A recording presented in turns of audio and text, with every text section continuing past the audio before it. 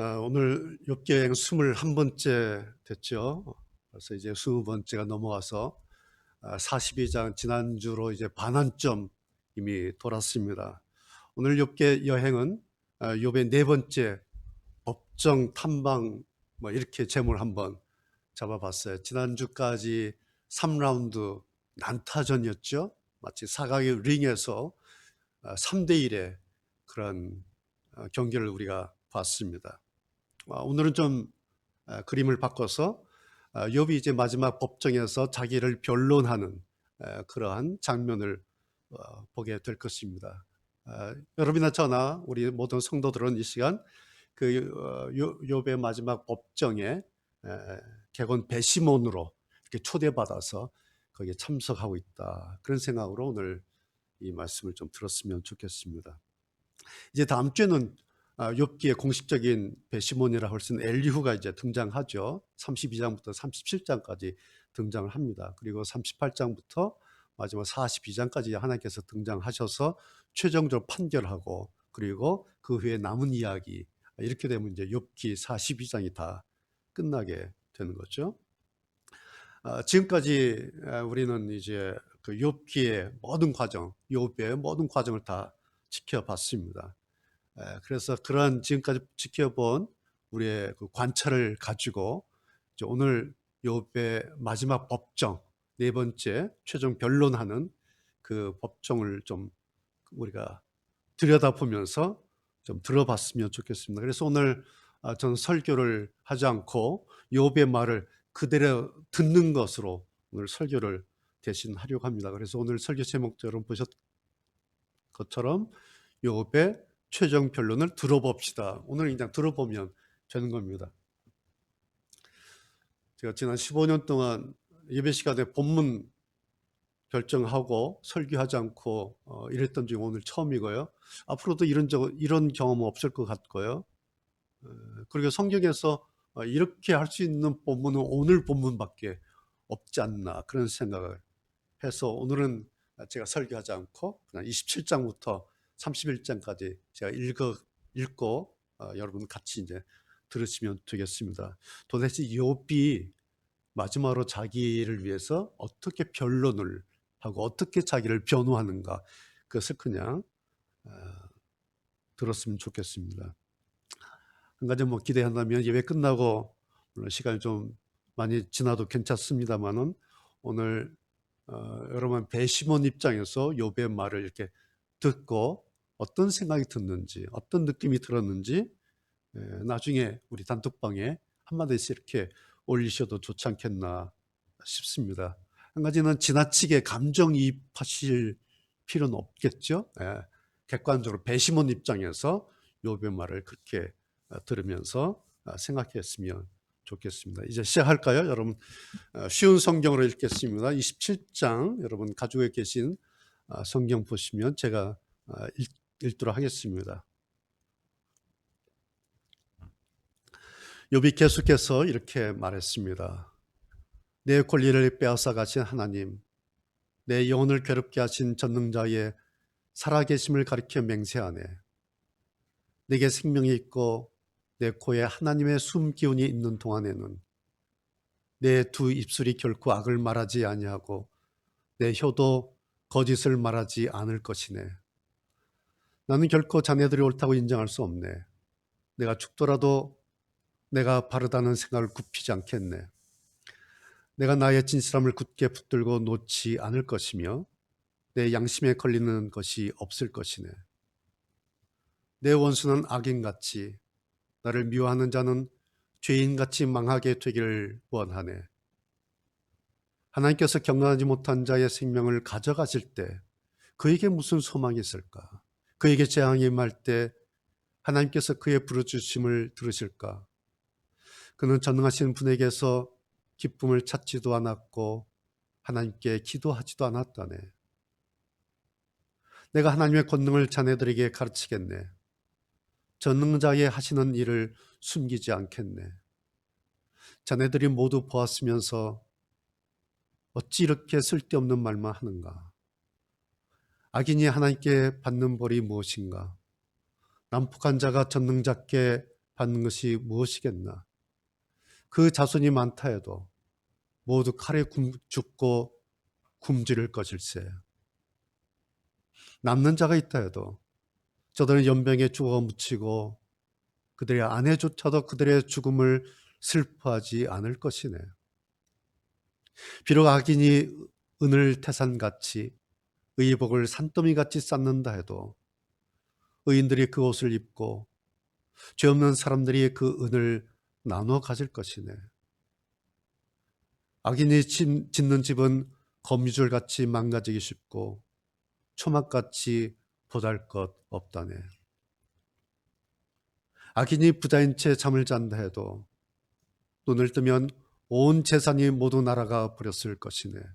공포가 홍수처럼 그를 덮치고 밤중에 폭풍이 그를 날려버리지. 동풍이 악인을 휩쓸어 가고 그의 집에서 흔적도 없이 쓸어갈 것일세. 악인이 제 아무리 몸부림쳐도 태풍이 그를 덮치니 사람들이 그를 보고 박수치고 조롱하며 악인을 집에서 쫓아내 버릴 것이네. 28장이요. 은을 캐내는 광맥이 있고 금을 다듬는 재련수가 있지 않나. 철은 땅속에서 캐내고 구리는 광석을 녹여 얻으며 사람들은 어둠을 헤쳐 캄캄한 곳에서 광석을 찾지. 사람이 살지 않는 먼 곳에 깊이 갱도를 파고 그 속에서 혼자 줄에 매달려 이리저리 흔들리며 일을 한다네. 지금 욥이 이 시대가 4,000년 전 성경의 그 족장 시대 이야기죠. 그때 광맥, 재련소, 광석, 갱도 이런 이야기를 하고 있어요. 지금 28절에서 욥이 이제 지혜를 어디서 찾을 것인가 이 이야기를 하기 위해서 광산에 비유해서 지금 이야기를 하고 있죠. 계속 읽겠습니다. 5절. 먹을 것은 땅에서 나오지만 그 아래에서는 불이 땅을 녹여버리지. 사람들은 광석에서 사파이어와 금을 얻을 수 있네. 그 지하의 길은 독수리도 알지 못하고 매도 본 적이 없어. 위험 있는 짐승도 가본 적이 없고 사자도 어슬렁거린 적이 없지. 사람들은 돌산을 깨고 산의 뿌리까지 파헤치며 바위에 틈을 내고 그 사이에서 보물을 찾지 않나. 사람은 댐을 만들어 물을 막고 땅에 숨겨진 보화를 찾아내지. 그렇지만 지혜를 어디에서 찾을까? 총명은 어디에 있을까? 사람은 그 가치를 알 길이 없네. 사람들이 사는 곳에서는 찾을 수가 없다네. 대양이 말하길 여기에 없어. 바다가 말하길 여기에도 없어. 지혜를 금으로 살 수 있겠나? 총명을 은으로 살 수 있겠나? 지혜는 오빌의 금으로도 살 수 없네. 루비나 사파이어로도 살 수 없지. 금이나 수정도 지혜와 비길 수 없네. 어떤 보석과도 바꿀 수가 없다네. 산호나 수정으로 사겠다고? 지혜를 홍보석 값으로 계산할 수 있겠나? 에티오피아에서 나는 황옥도 지혜보다 못하고 순금 역시 그러하지. 그런데 그런 지혜는 어디에서 나오나? 총명이 있는 곳은 어딜까? 어떤 생물도 볼 수 없고 공중의 새조차 볼 수 없으니 멸망과 사망도 우리 귀로 지혜에 관한 소문을 들은 적은 있지 라고만 말하네. 오직 하나님만이 지혜의 길을 아시고 총명이 어디 있는지 아신다네. 그분은 땅끝까지 보시고 하늘 아래 모든 것을 살피시기 때문이지. 하나님은 바람의 무게도 재시고 물도 측량하신다네. 그는 비에게 명령하시고 천둥에게 갈 길을 지시하시네. 그때 그분은 지혜를 보고 그것을 계산하셨네. 지혜를 세우시고 시험하셨지. 하나님께서 사람에게 이르시길 주님을 경외함이 지혜며 악을 떠나는 것이 총명이니라고 하셨다네. 이제 29장 이어집니다. 욥이 자기 말을 이어 이렇게 말했습니다. 지나간 날들이요. 하나님께서 나를 지켜주시던 그 옛날이 그립구나. 이제 욥이 자기 과거, 재앙 이전 과거의 행복을 이렇게 추억해요. 그래서 우리가 29장을 읽어보면 재앙 이전의 욥이 어땠는가 우리가 좀 볼 수가 있습니다. 계속 읽겠습니다. 3절. 그때 그분의 등불이 내 머리를 비추어서 그분의 빛으로 어둠 속에서 안전하게 걸었는데, 내가 한창 힘이 넘칠 때 하나님과 집에서 달콤한 교제를 나누던 날들, 전능자께서 나와 함께 하시던 날들, 내 자녀들이 나와 함께 있던 그 날들. 지금 욥이 계속해서 날들 복수를 이야기하죠. 날 그러지 않고요. 그러니까 얼마나 그 많은 모든 날들을 그렇게 욥이 살았는가 그걸 추억하고 있는 거죠. 6절. 우유로 발을 씻으며 반석에서 기름이 시내처럼 흘러내렸던 그 시절, 성문에 나가서 성문 앞 광장에 높은 자리에 앉았던 그 시절, 젊은이들은 나를 보고 길 옆으로 비켜서고 노인들은 일어나서 경의를 표하며 백성의 지도자들도 하던 말을 멈추고 손으로 입을 가렸지. 귀족들도 소리를 낮추고 혀가 입천장에 바짝 붙은 것처럼 말소리를 줄였지. 내 말을 들은 자는 나를 복되다 했고 나를 본 자는 모두 나를 칭찬했지. 도움을 바라는 가난한 자들을 돌보고 도울 자 없던 고아들을 살폈기 때문이지. 희망을 거의 잃은 자들도 나를 축복해 주었고 과부들도 기뻐서 나에 대해 노래했지. 그때 나는 의로움의 옷을 입고 정직함을 관처럼 머리에 썼지. 나는 보지 못하는 사람의 두 눈이 되었고 다리를 저는 사람들에게는 두 발이 되어 주었어. 가난한 사람에게는 아버지가 되어주고 낯선 사람도 돌보아 주었지. 악인의 턱을 부수고 그 사이에 물린 희생자들을 건져 주었지. 그러면서 나는 오래 살다가 내 보금자리에서 죽겠지라고 생각했는데, 내 뿌리는 물가로 뻗어나가고 가지는 밤새 내린 이슬에 젖었지. 나는 언제나 영광스러운 존재였고 내 힘은 늘 커져갔지. 사람들은 내 말에 귀를 기울여 내가 말할 때면 조용히 기다렸고 내 말이 끝나도 말을 삼가니 오직 내 말만이 저들의 귀에 잔잔히 내렸지. 저들은 비 기다리듯 나를 기다리고 봄비 기다리듯 내 입술을 주목했지. 저들이 용기를 잃었을 때 내가 그들을 향해 웃어주면 저들은 내 얼굴의 광채를 귀하게 여겼지. 나는 그들이 해야 할 일을 지도하며 군대를 거느린 왕과 같이 그들을 대했고 애통해하는 자들을 위로하여 주곤 했는데, 욥이 이제 이렇게 살았던 것이죠. 계속해서 30절. 이제는, 그런데 지금은 어떤가 계속 이야기합니다. 이제는 나보다 어린 사람이 나를 조롱하는구나. 나는 그 아버지를 내 양떼를 지키는 개보다 못한 자로 여겼는데 그 나이 든 자들이 무슨 힘으로 내게 도움을 줄 수 있었겠나.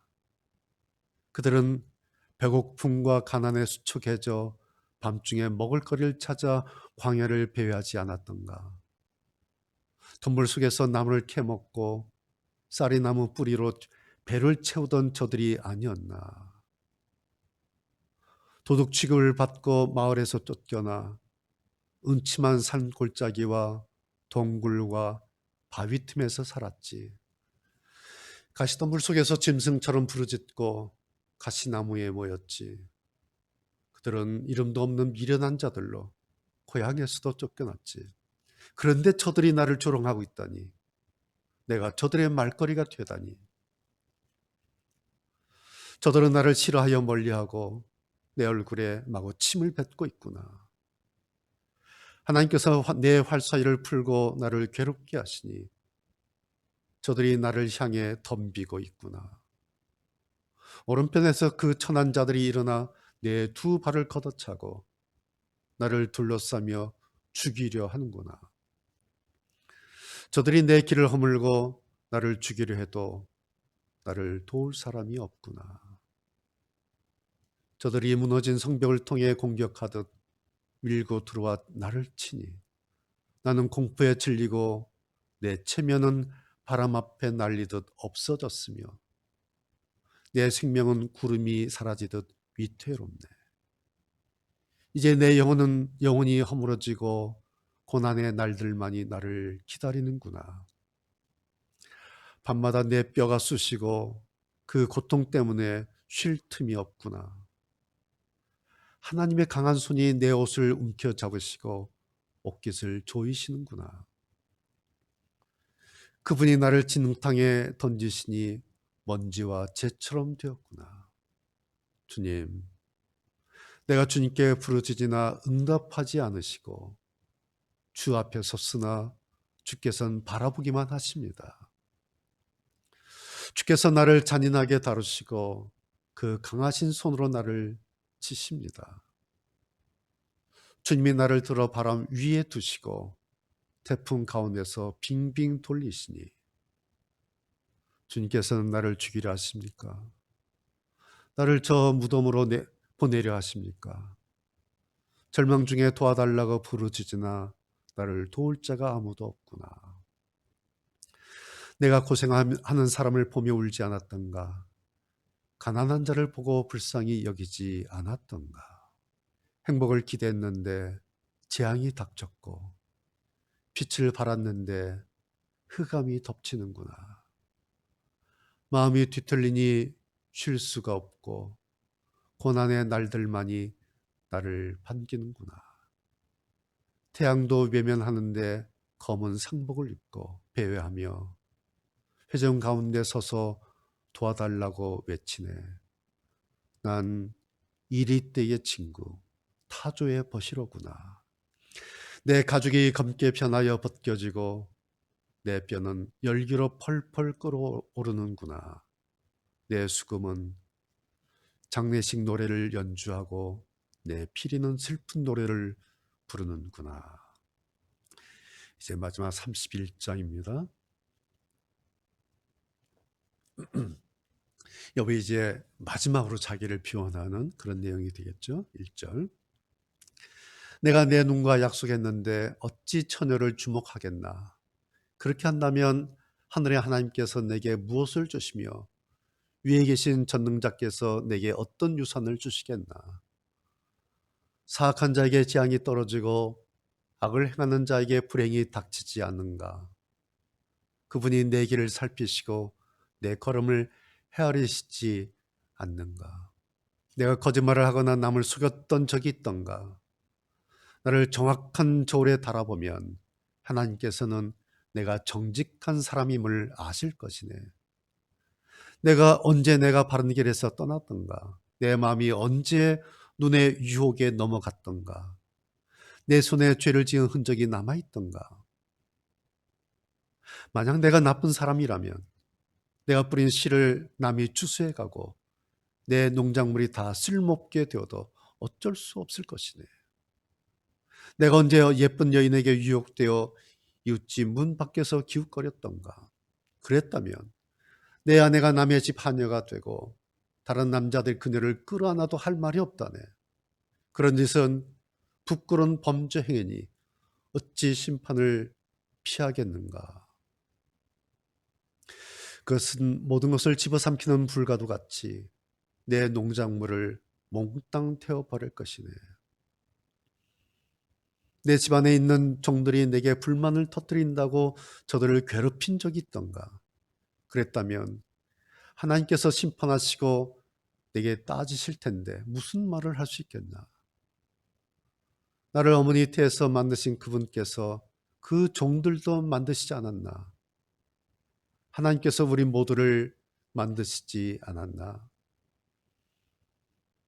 내가 언제 가난한 사람의 기대를 저버리고 과부의 소망을 무시했던가. 나 혼자 맛있게 먹으면서 고아들을 못 본 채 했던가? 그렇지 않네. 사실은 내가 젊었을 때부터 저들을 돌봤고 과부들에게 도움을 주었다네. 내가 입을 옷이 없는 사람을 못 본 채 하고 덮을 이불이 없는 가난한 사람을 무시했던가? 그들이 양털 옷을 입혀 따뜻하게 해 주었더니 그들이 나를 축복하였다네. 내가 언제 죄를 이용하여 고아들을 무시하는 짓을 했던가? 만약 그랬다면 내 어깨가 떨어져 나가고 내 팔이 부러져도 좋네. 나는 하나님께서 보내시는 재앙을 두려워하네. 그 위험 앞에 내가 어떻게 서겠는가? 내가 언제 금의 소망을 두고 정금을 우상처럼 소중히 여겼던가? 내가 언제 재산이 많다고 자랑하며 내 손에 돈이 굴러 들어온다고 우쭐대던가? 태양의 빛을 바라는 것을 보고 청명한 달을 보며 내 마음이 유혹을 받아 손을 모아 경배하던가? 이것 역시 심판받아 마땅한 죄악이네. 그랬더라면 위에 계신 하나님을 배반한 것이지. 내가 언제 원수가 망했다고 즐거워하고 재앙을 당했다고 기뻐했던가? 절대 그렇지 않다네. 나는 내 입술을 함부로 움직여 원수를 저주한 적이 없네. 내 집에서 일했던 사람들이 그분의 고기를 배불리 먹지 않은 사람이 없다고 말하지 않았던가? 나는 나그네를 거리에서 자도록 내버려 둔 적이 없고 지나는 여행자에게도 문을 열어 대접했다네. 내가 아담처럼 내 범죄 행위를 숨기고 가슴에 묻어둔 적이 있던가? 사람들이 모욕하는 것이 두려워서 내 죄를 고백하지 않거나 밖으로 나가지 못한 적이 없네. 누군가 내 말을 들을 사람이 있다면, 전능자께서 내 말을 판단해 주신다면, 내 원수가 나를 기소한 기소장이 있어 그분이 판단하실 수 있다면, 그렇다면 내가 그것을 내 어깨에 메고 머리에 면류관처럼 쓰고 보일 텐데, 내가 행한 일들을 그분께 고하고 왕자처럼 당당히 그분 앞에 나갈 수 있을 텐데,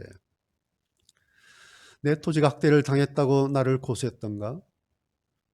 밭 일항들이 울부짖는 적이 있던가? 값도 지불하지 않고 남의 농작물을 먹었던가? 그 농사 지은 자들의 기운을 꺾어 놓은 적이 있던가? 그랬더라면 밀 대신 가시덤불이 자라고 보리 대신 엉겅퀴가 자라게 될 것이네. 이렇게 해서 욥의 말이 끝났습니다. 여기까지가 이제 욥의 말하자면 4차 법정 이제 끝난 거예요. 욥이 자기를 마지막으로 변호한 그 내용을 우리가 들었습니다. 여러분, 배심원으로서 욥의 말을 마지막 변론하는 말을 들을 때 어떤 생각 드십니까? 그럼 여러분 생각해 보시면서 지금까지 수십 번 넘게 욥에 대해서 설교하고 욥을 분석하고 또 지금까지의 욥의 그 재앙 속에서 어땠는지 우리가 세밀하게 살펴보지 않았습니까? 오늘 이제 자기를 변론하는 마지막 말이었는데요. 여러분 한번 정리하시면서 이제 욥기 벌써 반환점 돌아서요. 이제 마지막 목표점으로 이제 가고 있어요. 이제 우리의 욥기 여행도 얼마 남지 않았을 것 같은데 오늘 욥의 마지막 이 변론하는 거 다시 한번 묵상하시면서 생각하시면서 욥이 어땠는가, 또 어떤 심정이었을까, 그리고 그것이 오늘 우리들에게 어떤 것을 이야기하는 것인가 한번 생각해보는 그런 시간 됐으면 좋겠습니다. 오늘은 이것으로 말씀의 시간을 마치도록 그렇게 하겠습니다. 함께 찬송 부르시겠습니다. 432장 찬송입니다. 432장 찬송.